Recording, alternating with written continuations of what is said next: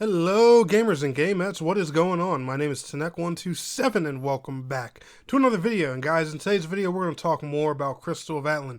So if you want to stay up to date on all things Crystal of Atlan, especially the console version, make sure you are liking today's video, subscribing to the channel if you are new, and let's go ahead and get on into today's subject. So first and foremost, there's a few things I want to clear up for you guys before we get into today's video. Number one, I am aware that there are more classes than what I showed in my all classes for now video that I made just a few weeks back. A lot of these classes were revealed after I made that video, so you know I was a little bit late on the information and everything. So don't worry, we're going to be covering those additional classes too on here on the channel. Don't worry about that. Secondly, some people have made videos about this, but I actually haven't left a link to it. There is a creator program for Crystal of Atlan. So fellow content creators, if y'all plan on covering this game, get in on that. And don't tell me, Tanek, I think I'm too small. I don't care if you got 5 subs, and I don't care if you got 5 million subs. Get on that application and go apply, damn it. Go apply. I don't care. You have to start somewhere, boys and girls. So, if y'all want to get in, go apply. Link to it will be down in the video description. But guys, today, I want to talk to y'all about dungeons. We talked about gear already, and we talked about all that lovely, beautiful gear, but how do you get it? That, my friends, is dungeons. So from what I can see when it comes to the dungeon system, right, we have 3 different types of dungeons in the game. We have adventure dungeons, which are basically your typical story quest dungeons that you go through as you progress through the main story. We have abyss dungeons. It says you get these after completing each chapter's story. Special abyss dungeons will unlock. Clear them to earn rare gear and rewards. And then we have void dungeons. Void dungeons seem to be, you know, the hardcore endgame style of dungeons, or at least, you know, that's what I'm thinking by the way that they are described. So we're going to go over these, just talk about them a bit, and we'll go ahead and wrap the video up once we get through that information. So, it goes to say, adventure dungeons are main quest story dungeons. They are divided into story and elite difficulties, unlocking gradually as you progress through the main quest. Pretty self-explanatory there, nothing crazy to go off of.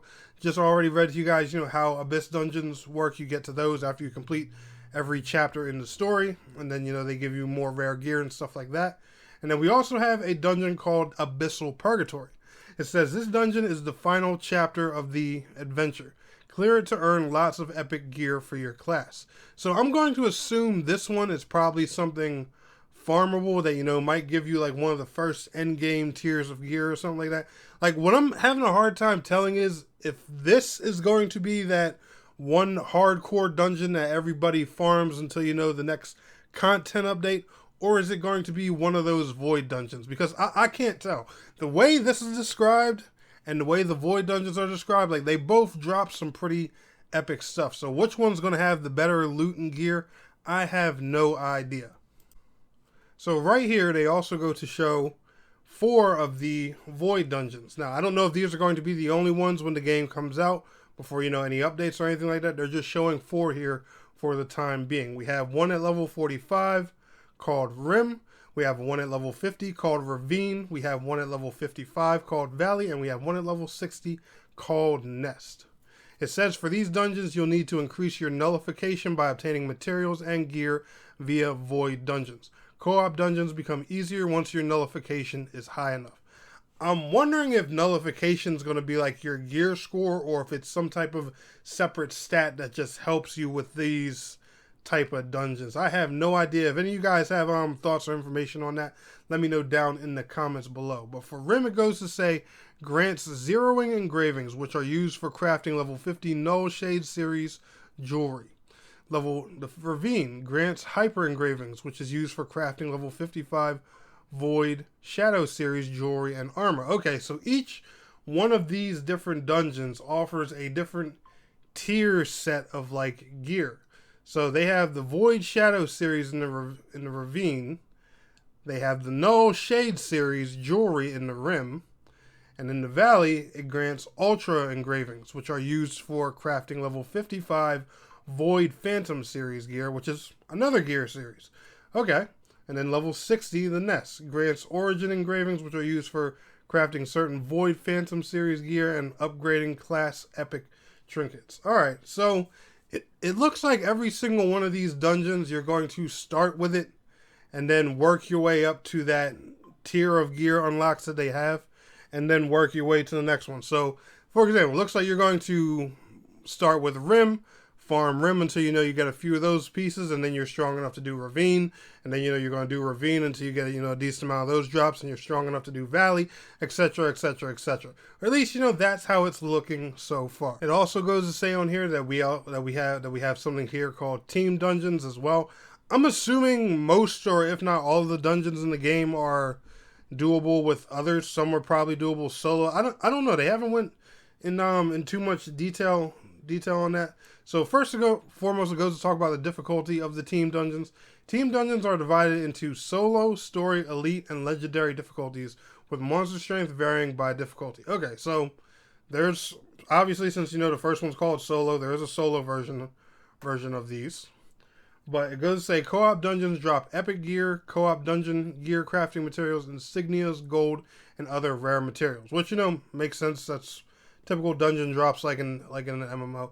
So I'm assuming co-op dungeons are probably going to be, the more bread and butter of the game. I wonder if they're going to have hardcore like solo ones that, people that like to play MMOs solo can just farm back to back, so that way they don't have to interact with other people if they don't want to. I'm curious to see how all of this is going to work, because they seem to be taking these dungeons in like a variety of different directions. And it also goes to say you will need to meet certain nullification thresholds for co-op dungeons. If your nullification is insufficient, your HP will be drained over time inside the dungeon, and you won't receive any rewards upon completion. Now, the fact that you won't receive any rewards, that sucks, because I know there are people out there who would probably want the challenge of going inside and seeing how, just to test out their build, seeing how fast they could go and complete it with their HP constantly depleting. But the fact that you won't get any rewards for that probably kills the whole challenge thought there. Just something cool to do and funny to make some videos out of, something like that. That's all. But anyway, guys, that's going to wrap it up for the dungeon information. I'll leave a link to all these Twitter posts down in the video description in case you guys want to check any of this out for yourselves. Y'all enjoyed today's video? Smash that like. Crystal of Atlan's going to be here, baby, in just about a week. I will see y'all in the next one. Peace out. Have a good one.